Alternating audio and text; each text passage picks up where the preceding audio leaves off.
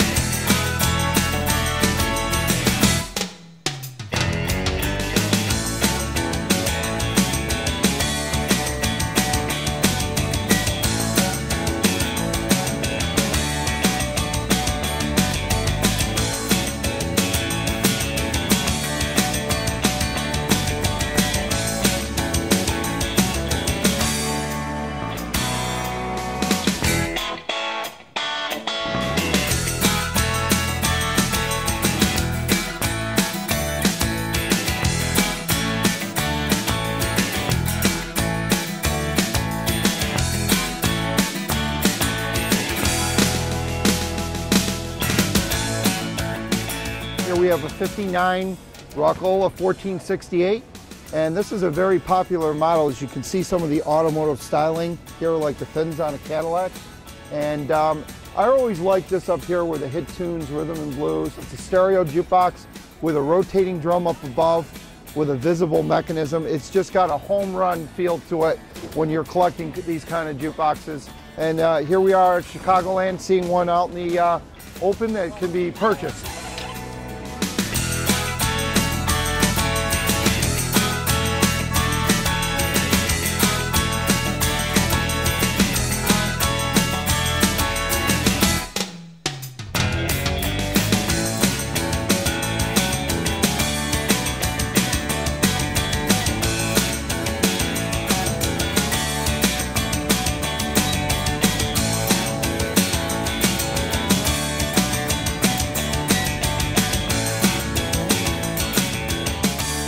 Okay, well, here we go. We just happened upon this truckload of jukeboxes, and all of them are restored.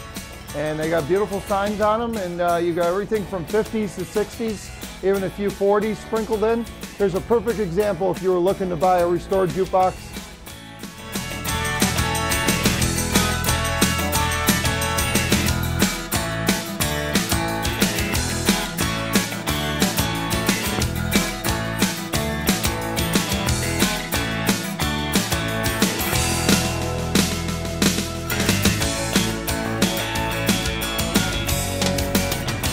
This is a Regina music box. They were made here in the United States, one of the few antique music box companies that are made in this country. Most of them were made in Germany or Swiss made, but Regina started up here in the United States. They came over originally as a Multifhone company, Multifhone music boxes, and then they started Regina and started making their own design. They have a beautiful sound. You know, most people are very intrigued with the music that they put out. This one dates to about 1900.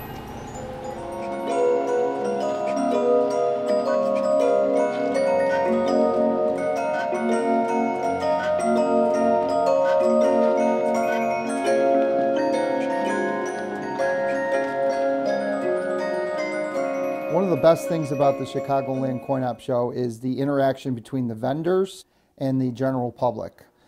A lot of the vendors are old friends, and we like to talk about what we found the last 6 months, some of the stories, some of the great finds that we found, help each other out with the parts, do stuff to help your fellow vendor out. And then there's the general public that comes in thirsting for knowledge.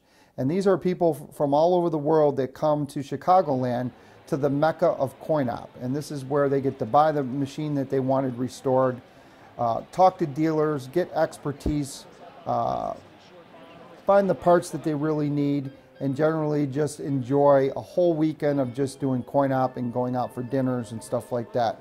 So for me, the Chicagoland Coin Op Show is one of the best things. If you're into coin op, it's a must-see, and if you haven't been here, you really should come down and check it out. My name is Penny Trainoff, and I am Bob Trainoff's wife, who is one of the partners for the Chicagoland show. This show is very special because we have dealers that come from all across the U.S. and Canada to sell their wares. They all come with something unique in their own way. They come with the fully restored stuff, or they can come with stuff that needs to be fully restored. And fun to see the new things that are brought. It's really cool to see the nostalgia and the history that's behind each of the items as they've been restored. Okay, this is a Multifhone that was probably built in 1908. It was built by a company by the name of Julius Rover, R-O-E-V-E-R, and they built bed springs of all things. And he had a very successful bed spring business, and somehow or another they got involved in manufacturing these coin-operated phonographs. This particular machine was in pretty rough condition when I received it. It came from a collector, hoarder from New Jersey, and it had been neglected for, decades, literally, and needed quite extensive restoration work done to it. Well, you take a nickel, 5 cents, and you put it in the coin slot. And first you can select your record. This is the first selectable coin-operated phonograph. And let's play a good tune, a well-known tune from the time, Yes, We Have No Bananas. It's fully mechanical. There's no electricity involved in this machine.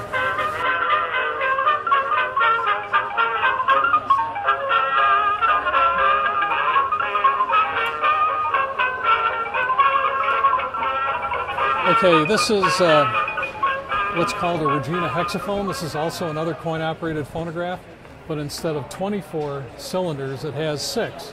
Proceed to crank it up, and once again it goes through a cycle of about 4 minutes. This is a little quicker than the other one, so.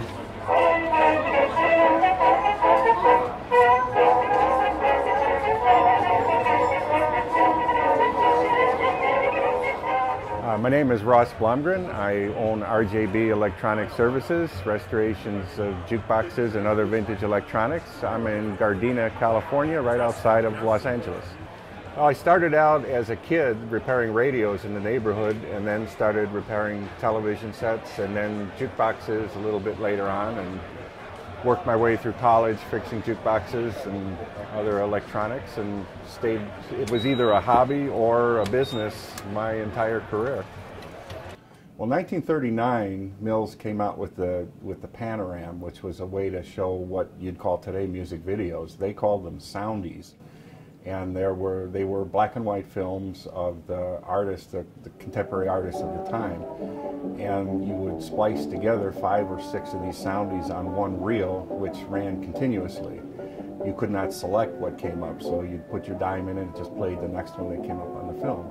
They're extremely rare. They're World War II cut short the whole film program, so once you couldn't get new films for them anymore, they went to the peep show circuit is what happened to them, and they took the big viewing screen out of them, put a little viewer in there so only one person could see at a time, and then most of them were converted to 25 cents, and then they put peep show films in them.